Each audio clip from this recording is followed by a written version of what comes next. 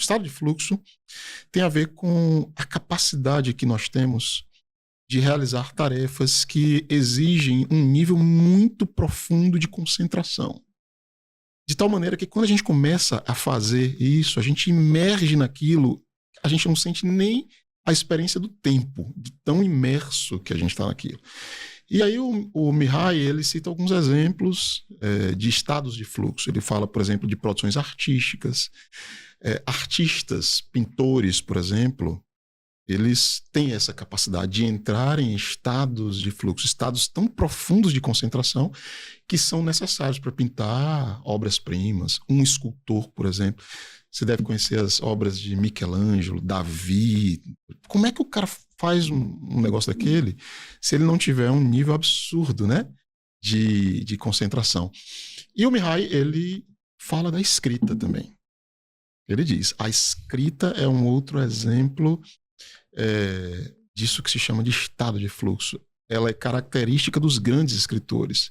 Quando eles começam a escrever, eles parecem tomados por algo que nada os perturba, né? E é daí que brota a melhor literatura possível. E, para finalizar minha fala, esses estados de fluxo são eles que nos tornam seres humanos melhores, mais profundos, mais reflexivos, mais relevantes. E ele está dizendo isso em contraposição a essa cultura da distração o tempo inteiro. Sim. A gente pegar o celular e ficar passando de postagem em postagem, sem se aprofundar em nada, né? Faz sentido para você, assim, essa coisa do estado de fluxo, quando você se senta para escrever a sua poesia? Você sente isso? Você está ali absurdamente concentrado, entregue, né?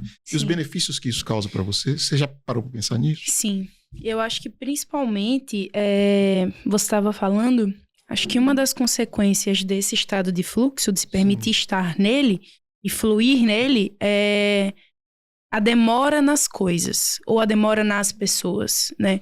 Acho que a gente acaba desenvolvendo isso. Por exemplo, numa conversa, ter uma escuta aberta ao outro, né? Sim. Então, acho que paciência é o oposto do que a gente consegue cultivar nas redes sociais. Eu falo isso por mim também. Às vezes eu tô com uma relação... Acho que nos últimos meses eu tenho tido uma relação muito difícil com a internet. Porque eu acho que esse sentimento do que é consumido rápido demais não combina com como eu vivo, como eu sinto as coisas. E eu faço... A minha escrita nas redes sociais é fragmentada também, mas às vezes eu percebo que antes eu escrevia com muito mais demora, assim. Tipo, quem quiser ler um texto longo que eu vou escrever, que leia, assim. Quem não quiser, passe. Mas hoje eu sinto que eu tô... Às vezes eu me pego nesse movimento de tentar acompanhar o movimento das outras pessoas. Então, querem escrita rápida?